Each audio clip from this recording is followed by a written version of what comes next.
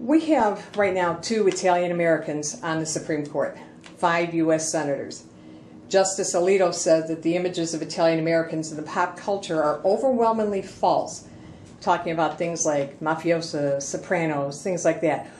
Why do you think this is, and what do you think can be done to change that? It's easy to talk using stereotype when you don't know exactly the matter, the place, the people. It's very easy to think about Italy and you think about the pizza, for example, the famous mandolino, as we say, and a lot of other things that are common, is the common mind. It's difficult because you don't really understand the place.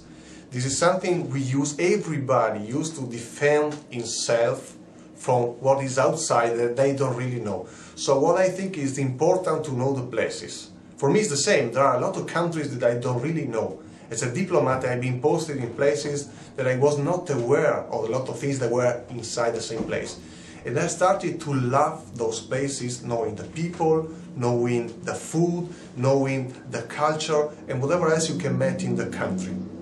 So what I think is important is to know the place, to know the people, and to go. So that's why I want to invite everybody to visit Italy, to know the real Italians, and try to understand also the language if it's possible, because I think it's very interesting to understand the opera when they sing in Italian.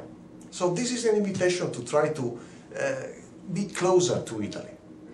Well, since you've offered, if people were going to Italy, chances are they're going to all go to the same place. They're going to go to Venice, they're going to go to Rome, where would you like to see them go that maybe they don't know about?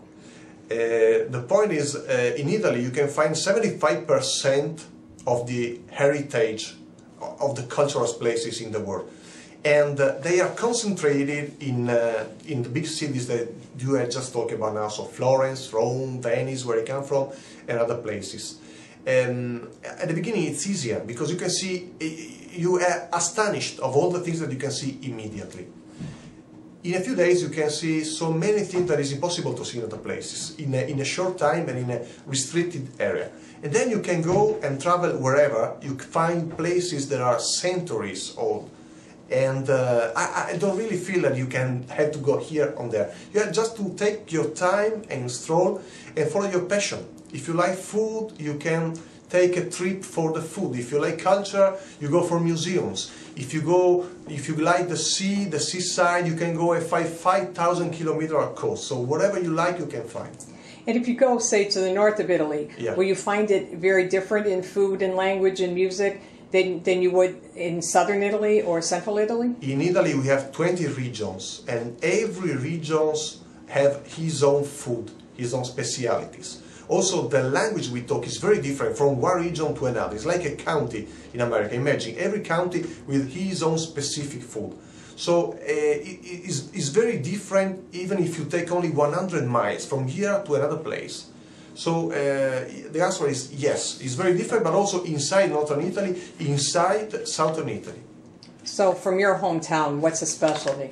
Oh, I come from Veneto, so talking about food, like fish is special, some kind of food made with fish. But also the wine, for example, Prosecco is very famous now. It's a sparkling white wine that is the Italian champagne, let's say. But I want to say it's better.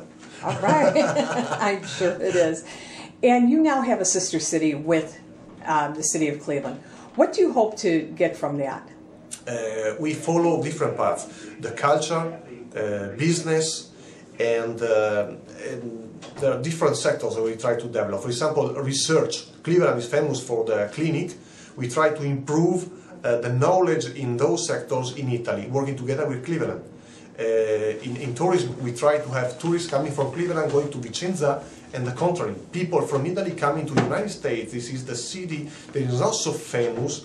It's difficult to have the same amount of tourists going to Venice here in Cleveland. So we're going to try to have that coming and going, both ways. And the agreement was made in different points, so I invite everybody to take a read and see which are the points. In a city like Cleveland, where you have all of these different ethnic and cultural groups, sometimes some of them get kind of washed out and you might not be able to tell which one is which. Then there's the Italians, and everybody knows the Italians because they maintain their heritage, they wear it proudly, They're not just Italians on August 15th or on Columbus Day. What is it about being Italian that's that different than the others? I think they are really proud to be Italians and Americans, both. So Americans are made of people coming from different countries. They are loyal Americans, keeping their heritage. Heritage is the way you behave when you know nothing about the place where you are. So the food, for example, talking about the food is very famous, the gelato or pizza, this kind of stuff that is invited in all around the world. I think everybody tries to copy, and it's something they are trying to improve here also in Cleveland. But talking about the culture, for example, there is a special kind of music, the classical music. It's the Palladio style, for example. We were talking about Vicenza. Palladio, the architect, was born and grown up in Vicenza, and a lot of buildings, the public buildings you can find in the States, starting from the White House, and in Cleveland you can find a lot, are made in the style of created by Palladio. So you can find a lot of fields where you can recognize the Italian style. If you had a message for the people of Cleveland, and I know you're going to say come visit, but what would your message be? For the people of Cleveland? The people of Cleveland. Regarding Italy? Yes.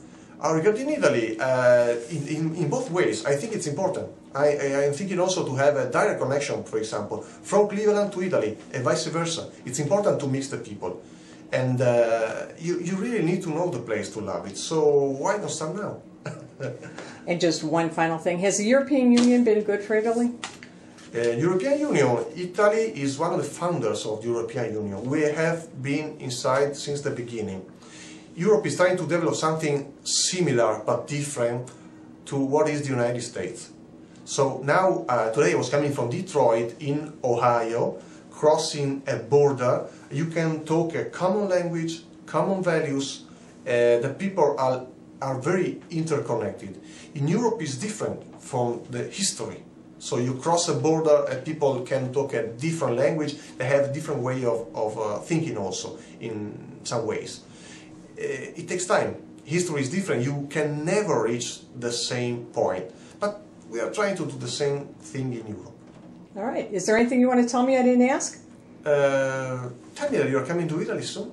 Oh, I hope I am. I hope so. Thank you very much. Thank you.